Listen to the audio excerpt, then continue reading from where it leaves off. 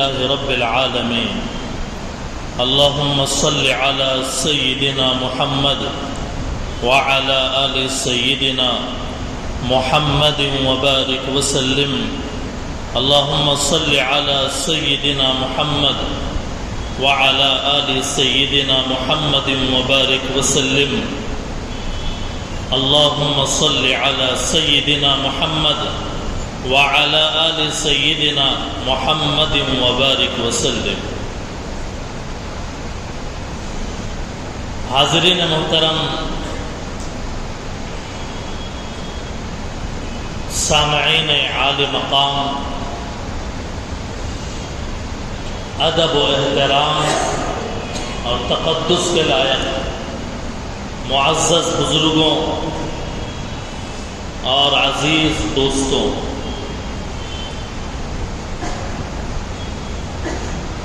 گزشتہ جمعہ فاتح بیت المقدس حضرت سلطان صلاح الدین ایوبی رحمۃ اللہ علیہ کے آنے سے پہلے ملک شام میں، فلسطین میں، مصر میں، عراق میں جو حالات تھے، جس کو ہم بیک گراؤنڈ کہہ سکتے ہیں، آپ کے آنے سے پہلے جو حالات اس وقت عالم اسلام کے اوپر چھائے ہوئے تھے، ہم نے اس کو بیان کیا تھا. اور سلطان صلاح الدین ایوبی رحمۃ اللہ علیہ کے والدین کریمین، ان کے اعلیٰ جو جذبہ تھا اس کو بیان کیا تھا. چونکہ تاریخ اسلام کا ایک عظیم ہیرو ہے صلاح الدین ایوبی. آج بھی جب زبان پر یہ نام آتا ہے، پتہ نہیں اللہ تعالیٰ نے اس نام کے اندر کیا تاثیر رکھی ہے، خون میں گرمی آ جاتی ہے.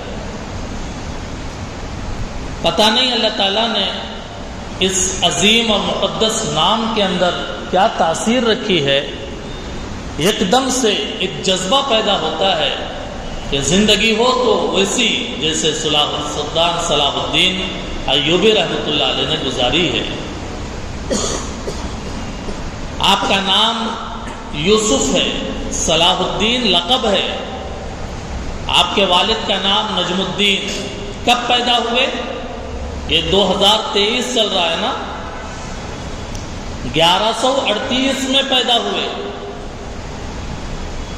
1138 میں پیدا ہوئے اور 93 میں انتقال ہوا صلاح الدین ایوبی رحمۃ اللہ علیہ کا. ذہن میں یہ بات رکھیں، حضرت عمر رضی اللہ تعالیٰ عنہ کے زمانے میں بیت المقدس فتح ہوا. اس کے بعد 400-500 سال تک اس پر کنٹرول مسلمانوں کا. نبی صلی اللہ علیہ وسلم کے جانے کے بعد 4 خلیفہ، اور 4 خلیفہ کے جانے کے بعد خلافت بنی امیہ حضرت امیر معاویہ، اور پھر اس کے بعد خلافت بنی عباسیہ، اور خلافت عباسیہ کے بعد سلجوقی حکومت تھی. سلاجقہ بادشاہ مسلمان ہیں سب. اتنے 100 سال تک بیت المقدس کے اوپر مسلمانوں کا قبضہ رہا. لیکن جب سلجوقی حکومت کے آخر میں جب مسلمان ایک دوسرے سے لڑنے لگے تو دشمن نے دیکھ لیا کہ مسلمان تو اپنے بھائیوں سے لڑ رہے ہیں. یہ دیکھ کر ملک شام پر حملہ کیا اور بیت المقدس پر قبضہ کر لیا. اور تقریباً میں بڑے محتاط اندازے سے بتا رہا ہوں، 88 سال یا 91، 2 روایتیں، 80 پر 8 سال تک عیسائیوں کا قبضہ تھا بیت المقدس پر.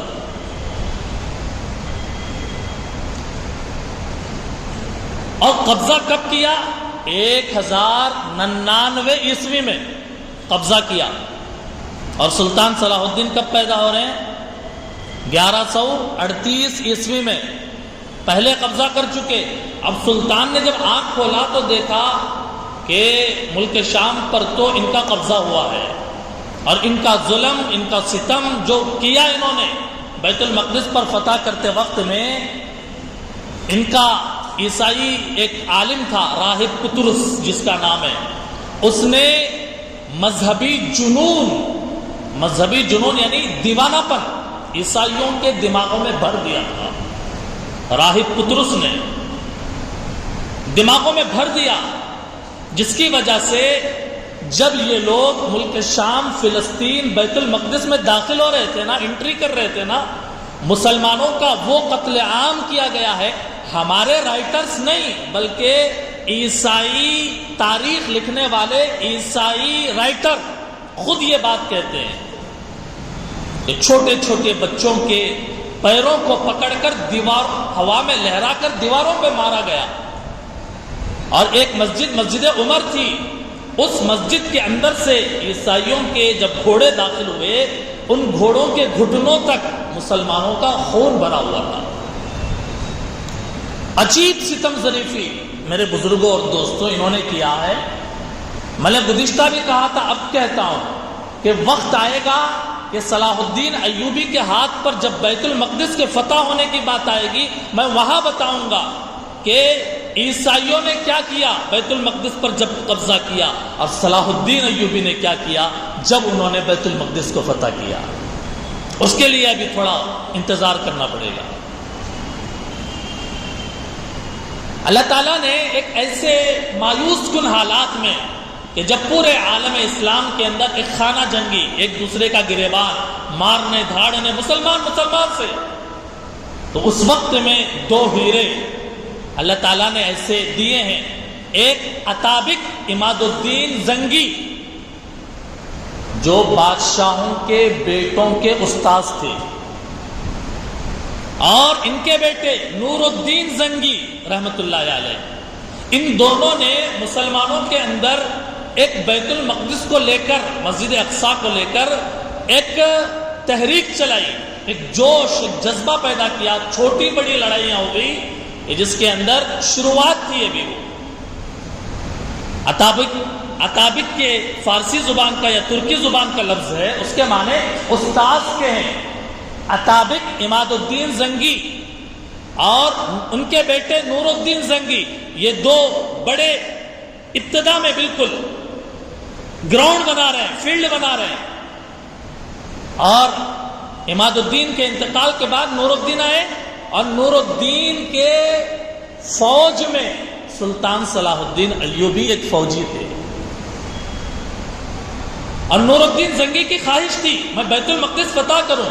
اس کے لیے انہوں نے ایک ممبر، بڑا عالی شان ممبر تیار کرایا کہ بیت المقدس فتح ہوگا تو میں یہ ممبر اس کے اندر لگاؤں گا. ان کی خواہش تھی نور الدین زنگی رحمۃ اللہ علیہ کی. مورخین اور تاریخ لکھنے والوں نے لکھا ہے کہ خلفائے راشدین کے بعد عمر ابن عبدالعزیز اور نور الدین زنگی، یہ دو ایسے زبردست شخصیتیں گزری ہے کہ جس کی مثال مشکل سے ملتی ہے. لیکن اللہ تعالیٰ کو کچھ اور منظور تھا. نور الدین زنگی رحمۃ اللہ علیہ نے جہاد کی شروعات کر دی بیت المقدس کی فتح کے لیے، لیکن ابھی وقت نہیں آیا تھا بیت المقدس کی فتح کے لیے. اسی میں نور الدین زنگی کا انتقال ہوا. اور نور الدین زنگی کے حیات میں حضرت سلطان صلاح الدین ایوبی ایک فوجی اپنے چچا شیر کو، ان کے چچا کا نام ہے صلاح الدین ایوبی کے، شیر کو کے فوج کے اندر مصر بھیجے گئے. صلاح الدین نہیں چاہتے تھے میں مصر جاؤں، لیکن نور الدین زنگی نے انہیں بھیجا مصر اپنے چچا کے ساتھ. جب یہ گئے اور مصر میں شیر کو ایک مدت حکومت کرنے کے بعد جب ان کا انتقال ہو گیا تو نور الدین زنگی نے مصر کا حکمران صلاح الدین ایوبی کو بنایا. مصر کے حکمران بنے اپنے چچا کے بعد. اور پھر اس کے بعد میں حالات بدلتے رہے، نور الدین زنگی کا انتقال ہوا. اب پورے ملک شام کے بادشاہ سلطان صلاح الدین ایوبی رحمۃ اللہ علیہ بنا دیے گئے. اب اس کے بعد میں جو صورتحال پیش آئی ہے، سلطان صلاح الدین ایوبی، کسی کو کسی چیز کی خواہش ہوتی ہے، کسی کا دل کھانے میں لگتا ہے، کسی کا دل مزے کرنے میں لگتا ہے، کسی کا دل فلمیں دیکھنے میں لگتا ہے، کسی نوجوان کا دل غلط کام کرنے میں لگتا ہے، کسی کی کچھ ترجیح اور کسی کی کچھ ترجیح ہوتی ہے، لیکن صلاح الدین ایوبی، اے جوانوں سمجھو، اپنا جذبہ وہ بناؤ جو صلاح الدین ایوبی کا تھا، دین کے لیے اپنے آپ کو کھپا دینا، اللہ کے دین کے لیے اپنے آپ کو مٹا دینا، یہ جذبہ تھا سلطان صلاح الدین ایوبی کا۔ کہتے تھے میری زندگی کی ایک ہی تمنا ہے بیت المقدس کو فتح کرنا، میرے زندگی کی ایک ہی تمنا ہے میں اللہ کے دشمنوں کو بیت المقدس سے ہٹا دوں۔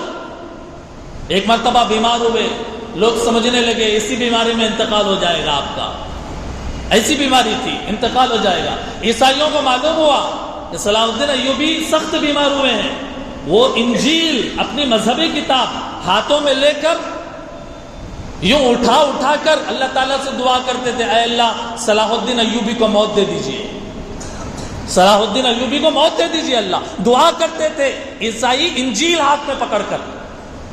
جب پتا چلا سلطان صلاح الدین ایوبی کو، انہوں نے اللہ کے سامنے بیماری کے حالت میں ہاتھ اٹھایا اور کہا، اے اللہ میں نے ایک منت مانی ہے، ایک نظر مانی ہے کہ میں اپنے زندگی میں بیت المقدس کو فتح کرنا چاہتا ہوں، اللہ مجھے بیت المقدس کے فتح کرنے تک موت مت دیجیے۔ یہ دعا کیا صلاح الدین ایوبی نے، اللہ نے شفا دیا۔ پھر اس کے بعد وہ وقت آیا کہ صلاح الدین ایوبی رحمۃ اللہ علیہ نے گویا بیت المقدس کو فتح کر لیا۔ دوستوں اور بزرگوں، واقعات تو بے شمار ہیں، لیکن دو واقعات ایسے ہیں کہ جس نے نہ صرف سلطان کے بدن میں آگ لگائی، آگ لگانے کا مطلب جذبات میں آگ لگائی، جذبات میں ابھار آیا اور مسلمانوں کی فوج کے اندر ابھار آیا۔ عیسائیوں کا ایک جرنیل تھا اور اردن سے مصر جانے کے راستے میں ایک قلعہ آتا ہے، بڑا قلعہ کرک جس کا نام ہے کرک۔ اس قلعے کا جو حکومت کرنے والا تھا، اس قلعے کا جو قلعے کا حکمران تھا، اس کا نام تھا ریجنالڈ، بعض لوگوں نے برلس بھی لکھا ہے اس کا نام، ریجنالڈ۔ سلطان صلاح الدین ایوبی اور اس کے درمیان میں ایک ایگریمنٹ تھا، کیا کہ میں تمہارے راستے میں آڑے پاؤں نہیں ڈالوں گا، میرے لوگوں پر تم حملہ نہیں کرو گے اور تم میرے لوگوں پر حملہ نہیں کرو گے، کیونکہ وہ جو راستہ پڑتا تھا کرک کا، حاجیوں کے گزرنے کا راستہ تھا، حاجی اسی راستے سے حج کرنے جاتے تھے۔ تو یہ معاہدہ ایگریمنٹ ہو گیا، لیکن کچھ زمانے کے بعد ریجنالڈ نے دیکھا ایک بہت بڑی جماعت، بڑا قافلہ حاجیوں کا احرام باندھے ہوئے مصر سے شام کی طرف اردن کے علاقے سے ہوتے ہوئے کرک کے علاقے کے پاس سے گزر رہا تھا۔ ریجنالڈ نے معلوم کیا، دیکھو کیا حالت ہے، بتایا گیا بہت زیادہ ساز و سامان ہے اور بہت قیمتی چیزیں ہیں۔ چنانچہ ریجنالڈ نے ارادہ کیا کہ اس حاجیوں کے قافلے کے اوپر حملہ کیا جائے۔ چنانچہ اس نے اپنے سپاہیوں کو لے کر ان حاجیوں کے قافلے کے اوپر حملہ کر دیا، ان کے سارے سامان لوٹ لیا، سارا سامان لوٹ لیا حاجیوں کا، اور بیش قیمت چیزیں بھی لے لی، اور اس کے بعد ان کو نہتا کر کے قیدی بنا لیا ان کو، اور قیدی بنانے کے بعد ان سے کہا ریجنالڈ نے کہا کہ تم کدھر جا رہے ہو؟ مکہ اور مدینہ، بلاؤ اپنے محمد کو تمہاری مدد کرے اور میرے ہاتھوں سے تم کو چھڑا لے، بلاؤ اپنے محمد کو۔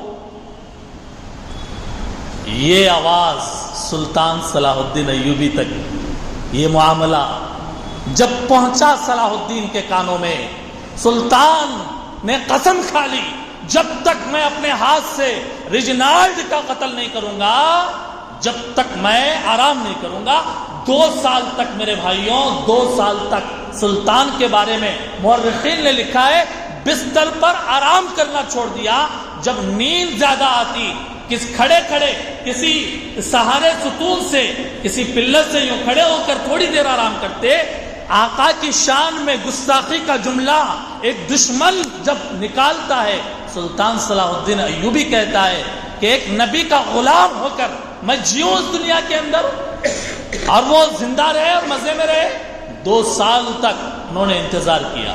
یہ ایک واقعہ جس نے آگ لگا دی گویا کہ پورے فوج میں ایک جذبات امنڈ آئے، بلاؤ اپنے محمد کو، یہ کیا بات ہے۔ اور دوسرا واقعہ یہ پیش آیا کہ جب انہوں نے بیت المقدس کو فتح کر لیا، اب اس کے بعد ان کی نظر مکہ اور مدینے پر پڑی۔ ان لوگوں نے پلاننگ کیا، عیسائیوں نے پلاننگ کیا کہ مکہ پر حملہ کیا جائے، مدینے پر حملہ کیا جائے، مدینے پر حملہ کیا جائے، اور پلاننگ کر کے چلنے لگے۔ صلاح الدین ایوبی کو پتا چلا کہ اے مدینے پر حملہ کرنے جا رہے ہیں، فوراً اٹھے اور اٹھ کر اپنے فوج کو تیار کیا، اور فوج کو تیار کر کے جب لے گئے صلاح الدین ایوبی رحمۃ اللہ علیہ اپنی فوج کو، ان عیسائیوں کے دشمن طاقتوں کو ڈھکیلتے ڈھکیلتے فلسطین کا ایک علاقہ ہے جس کا نام حطین ہے۔ آپ جب صلاح الدین ایوبی کو تاریخ کے ورقوں میں پڑھیں گے، ہسٹری میں آپ پڑھیں گے، 2-3 چیزیں بڑی نمایاں ملیں گی اس میں۔ ایک حطین کی لڑائی، حطین کی لڑائی، اور دوسرے بیت المقدس کی فتح۔ سب سے پہلی یہ حطین کی لڑائی جو ہوئی ہے، حضرت سلطان صلاح الدین ایوبی رحمۃ اللہ علیہ نے فوج کو تیار کر کے ان کو ڈھکیلتے ڈھکیلتے مدینے کی طرف آنے سے روکتے ہوئے ان کو حطین تک لے گئے، اور پھر اس کے بعد وہاں پر خون ریز لڑائی ہوئی، اور عیسائیوں میں 60-70 ہزار سے بھی زیادہ ان کی فوج تھی۔ اور صلاح الدین ایوبی رحمۃ اللہ علیہ، اللہ ان کے قبر کے اوپر کروڑوں رحمت نازل فرمائے، دماغ ایسا چلتا تھا، دشمن کے اوپر حملہ کرنے کا جوش اور جذبے کے ساتھ دماغ ایسا چلاتے تھے صلاح الدین ایوبی رحمۃ اللہ علیہ۔ دیکھا گرمی کا زمانہ ہے، نیچے دیکھا پورے سوکھی ہوئی گھاس ہے، درخت ہیں سوکھے ہوئے، جیسے پہاڑی راستے سے گزرتے ہیں تو گرمی کی لو سے آگ لگ جاتی ہے، پہاڑوں میں آگ لگ جاتی ہے، سوکھی گھاس سوکھے درخت کو آگ لگ جاتی ہے۔ صلاح الدین ایوبی نے دیکھا کہ زمین پر پورے گویا کہ سوکھی گھاس بکھری ہوئی ہے اور درخت سوکھے ہوئے ہیں، اور پہلا قدم یہ اٹھایا کہ دشمن کو پانی کے چشموں تک، پانی تک ان کی پہنچ کو ختم کر دیا، پانی سے ان کا کانٹیکٹ ختم کر دیا۔ اب سخت گرمی کے موسم میں جنگ کے میدان میں جب حملہ کیا جائے گا اور سخت پیاس سے بے حال ہو جاتے ہیں، تو یہ پہلا کام کیا۔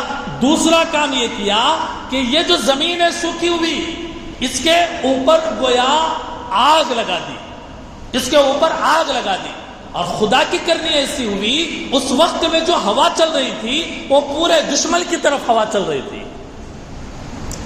اب جب آگ لگی، جیسے پیٹرول چھڑک دیا جائے، جیسے آگ لگی، دشمن کو یوں گھیر لیا آگ نے، اور گھیر کے اب گرمی، کیسی گرمی، کیسی گرمی، کیسی حرارت، حرارت کے معنی گرمی، کیسی حرارت، کہتے ہیں کہ پیاسا کر دیا، ان کے حلق سوکھنے لگے، گرمی کا موسم اور صورتحال ایسی، آگ لگائی، کئی طرح کی گرمیاں جمع کر دی سلطان صلاح الدین ایوبی نے۔ ایک موسم کی گرمی، موسم کی گرمی، دوسرے لڑائی کی گرمی، اور تیسرے آگ کی گرمی، اور چوتھے دھوئیں، جب ہوا چلے گی تو دھواں انہی دشمنوں کے آنکھوں میں جائے گا، دھوئیں کی حرارت، اور پھر پیاس کی حرارت۔ یہ ساری گرمیاں جب جمع ہو گئی، دشمن کے پیر اکھڑ گئے۔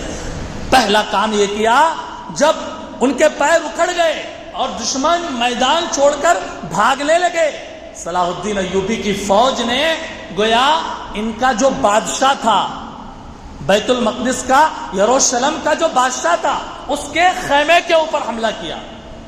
اس کے خیمے کو گرانے کی کوشش کی. ظاہر ہے جب بادشاہ کا خیمہ گر جائے گا تو لڑائی ختم، فتح مسلمانوں کی. گویا کہ جیسے جنگ کے میدان میں جب جھنڈا نیچے گر جائے تو بات ختم، ایسے ہی بادشاہ کا ٹینٹ خیمہ اگر گر جائے بات ختم. اس کی کوشش کی اور چنانچہ اس خیمے کو گرا دیا گیا جس کے اندر بادشاہ تھا ان کا، یروشلم کا بادشاہ. اور اس کے بعد یہ کام کیا، ان کے پاس ایک صلیب تھی، صلیب کراس، جس کو صلیب اعظم بھی کہا گیا اور جس کو صلیب صلبوت بھی کہا گیا ہے. صلبوت مقدس چیز تھی ان کی، اس کے اوپر بھی گویا کہ جب قبضہ ہو گیا اب ان کی ہوا اکھڑ گئی، اب ان کی ہوا اکھڑ گئی. اب اس کے بعد مسلمانوں نے جب دشمنوں کو کھیڑ دیا، ایک ایک مسلمان 40 عیسائیوں کو گویا ایک رسی کے اندر باندھ کر یوں پکڑ کر لے جاتا تھا. جب اللہ تعالیٰ نے یہ فتح عطا فرمائی صلاح الدین ایوبی اور ان کے جوانوں کو، سارے لوگ سجدے میں گر گئے، سارے لوگ سجدے میں گر گئے اور اللہ کا شکر ادا کیا. مورخین کہتے ہیں 30,000 دشمن اس جنگ کے اندر مارے گئے اور 30,000 دشمن اس جنگ کے اندر قیدی کیے بنائے گئے.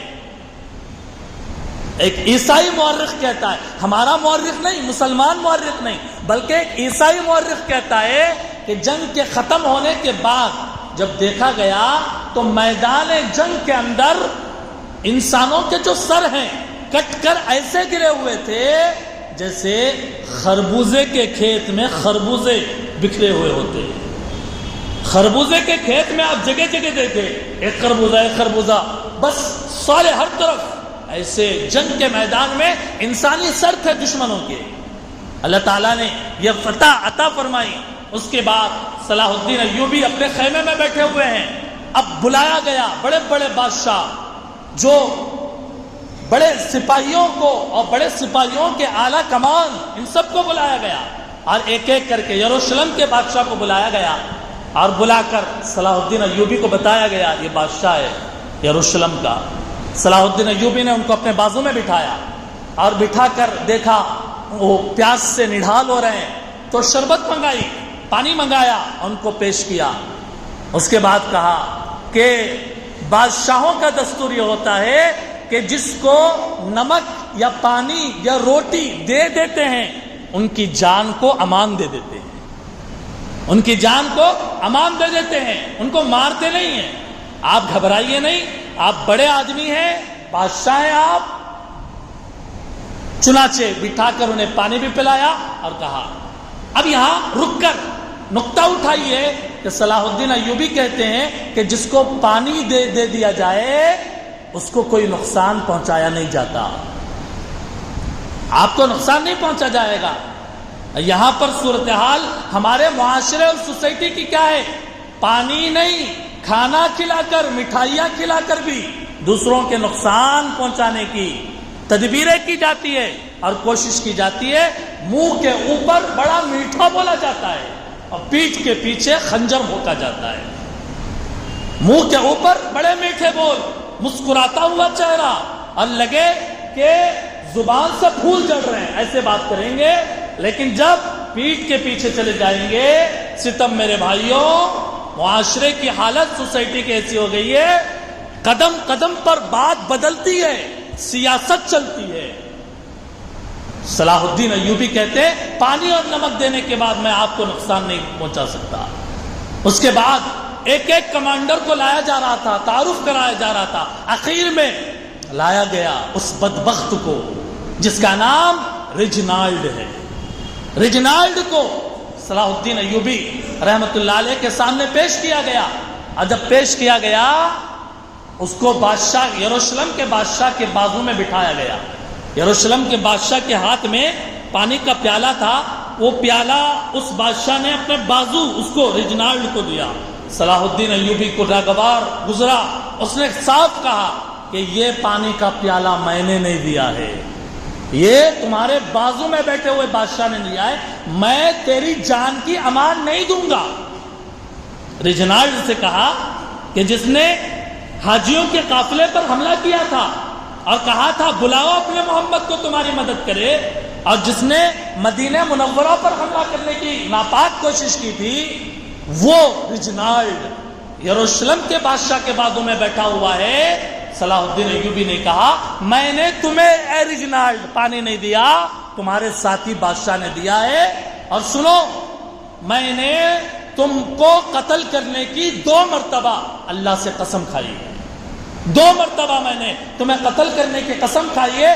ایک مرتبہ وہ جبکہ تم نے حاجیوں کے قافلے پر حملہ کیا، ان کا سامان لوٹا، ان کو نہتا کیا، ان کو قیدی بنا لیا، اور کہا تم نے بلاؤ محمد کو کہ تمہاری مدد کرے اور تمہیں میرے قید سے آزادی دلائے۔ تم نے کہا تھا دیکھو آج محمد نے ایک غلام اپنا امت کا ایک غلام بھیجا ہے، محمد نے مجھے تمہارے قتل کے لیے بھیجا ہے، اور کہا پھر اس کے بعد کہا دوسری مرتبہ جب میں نے تمہیں قتل کرنے کی قسم کھائی ہے وہ وقت تھا کہ مدینہ طیبہ پر تم نے حملہ کرنے کی ناپاک کوشش کی تھی۔